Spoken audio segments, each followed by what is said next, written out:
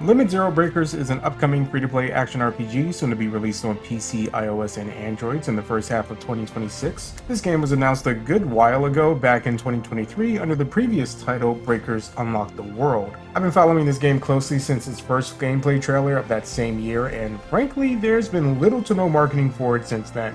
This isn't an all too uncommon practice in the industry. There's many titles that get announced with only 1 to 2 trailers a year, if even that many, that don't start pumping out consistent marketing until around the official release. However, despite the lack of coverage, I am still very excited for this title and wanted to make this video to hopefully spread the word of its existence to anyone still unaware of it, and detail why this is one of my most highly anticipated games of next year. Before I dive in, keep in mind all of the information I'll be sharing is part of an in-development build and is still subject to change. A lot of the gameplay you see on screen will likely reflect this, as the few gameplay videos provided by the official accounts are years apart. Without further ado, this is Limit Zero Breakers. Limit Zero Breakers is a single-player and multiplayer action RPG developed by Vic Game Studios, a Korean game development team established fairly recently, forming only as far back as 2020. In the time since their debut, the only games they have under their belt are the topic of this video and a mobile game for the manga series Black Clover, that ran from May of 2023 to August of 2025. I have never played that title, so I'm unsure if it had any gameplay elements you could attribute to Vic Game Studios' personal style, nor can I confirm or deny any particular quirks of the game that you could potentially expect to see in Limit Zero Breakers. As far as I can tell as an outsider looking in, the biggest similarities will be the flashy animations and gorgeous character art. That said, a mobile game of a relatively popular franchise ending service in only 2 years does warrant cause for concern when looking at their next project, but even still, I'm fairly optimistic. For one, Limit Zero Breakers is the studio's original IP. It is not an adaptation of anything that came prior. This, I feel, gives the team a lot more freedom and wiggle room to structure the game in a way they can handle best. For example, there would be no pressure to release characters from the latest manga chapter or anime episode. Another change between these games is the publisher behind it. Black Clover was published by Pearl Abyss, which came as a complete shock to me as I was researching for this video, while Limit Zero Breakers is being published by NCSoft. Now, I can't say a change in publisher and IP guarantees success, but for me, it quells my worries about the game's lifespan.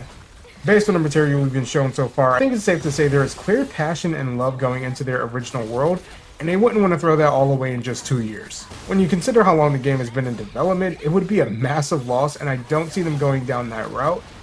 But in all fairness, only time will tell. The gameplay of Limit Zero Breakers is what has been captivating me the most. Well, that and its banger soundtrack.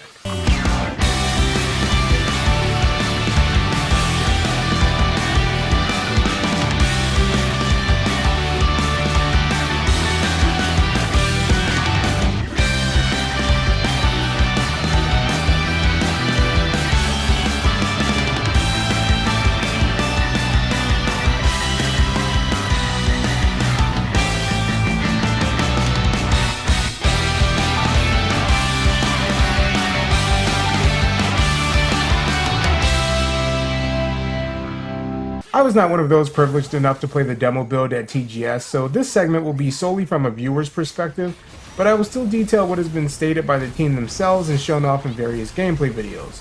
A direct quote from the game's Steam page description states, "Time your dodges, nail your parries, land crushing counterattacks, activate break mode to trigger cinematic finishers, and turn every fight into a personal triumph.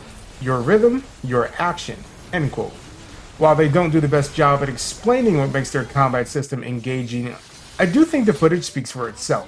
Since this is designed with the intention of releasing on mobile, it doesn't seem overly intricate, but still has enough depth to reward players who will be more willing to engage with all the systems the combat has to offer. There's your standard basic attack, special skill that will be unique to each character, elemental skills, and ultimate skills. Naturally, with these sorts of games, your skills will have a meter, making sure you aren't spamming your way to victory, and encouraging the player to use skills wisely at the most opportune moments.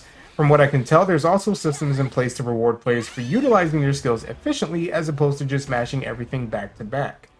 This game has what's called a reverse state, where by applying correlating elements in the reverse order to the opponent, they will sustain additional damage to their break gauge.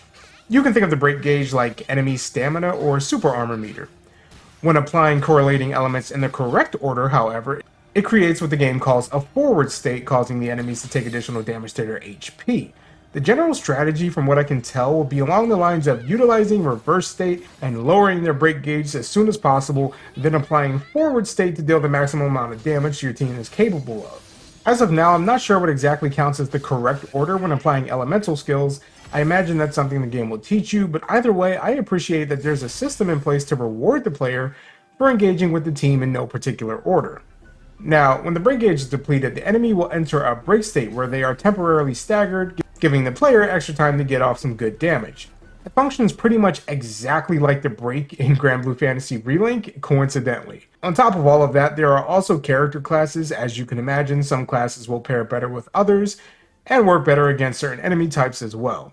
For example, our main character Kaito is what's called a Destruction class, a class that seems to deal extra damage to monsters when they are in the break state. With all this in mind, the overall gameplay loop sounds structurally similar to both Zenless Zone Zero and Granblue Fantasy Relink, but with a couple of its own unique traits.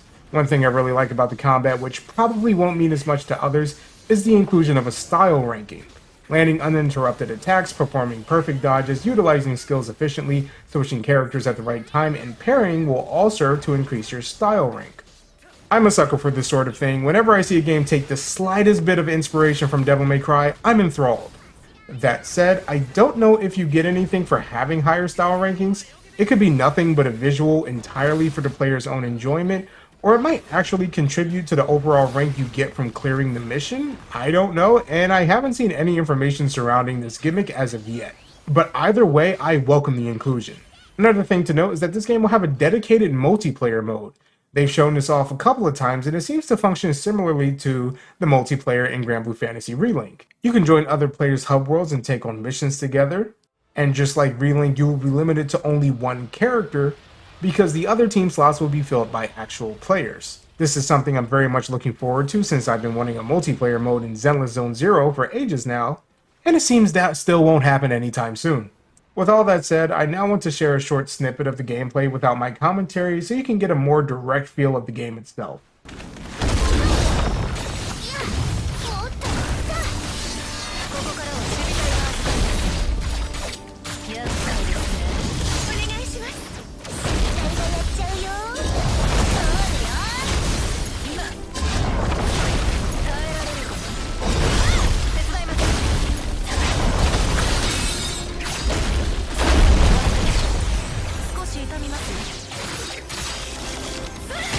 Something I didn't mention earlier is the difference in gameplay between the characters.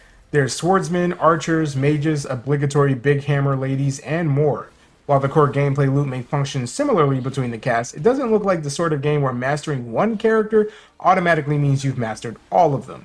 The characters seem to play differently enough for players to have preferences, keeping the game from getting stale too quickly. That said, due to the limited number of skills each character has, I do feel it would be for the best to play as many characters as you possibly can. Even outside of elemental and class bonuses, I can't imagine playing one team or one style of team for the bulk of the game will be all that enjoyable. It definitely strikes me as the sort of game that is at its best when you're experimenting and or just playing with friends. However, like I said earlier, I'm saying all this as a viewer, and those who have already played it might have a different perspective. I intended to go into the characters and world of the game as well, but the information we have thus far is very fragmented, and tacking it on to the end of this video wouldn't do it the justice it might deserve once more information is available. But based on what is currently known, allow me to give a brief first impressions. Aesthetically, the world itself is nothing groundbreaking, about what you'd expect from these sort of anime-style fantasy RPGs. What's most fascinating to me is how the world is structured.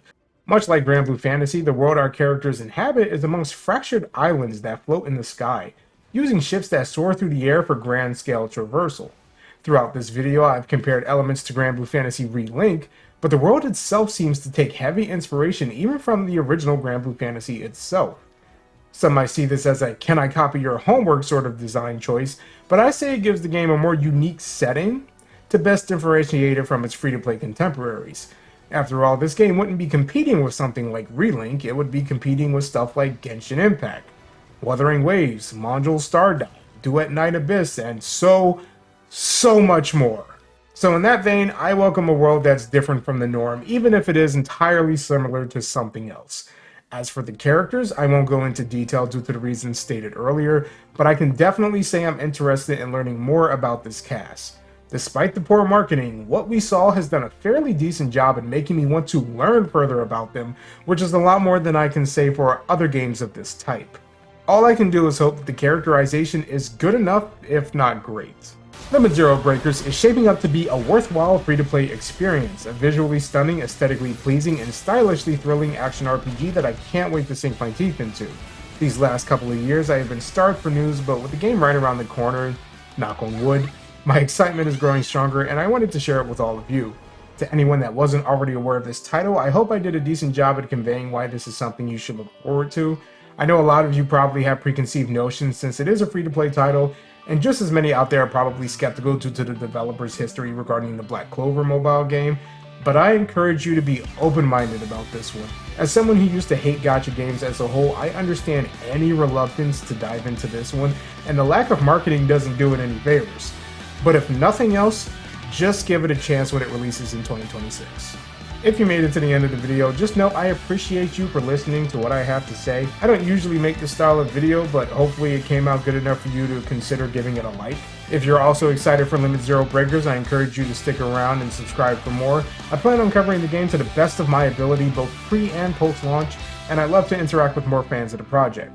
Thank you all for watching as always, and yeah, I'll see you next week. Maybe.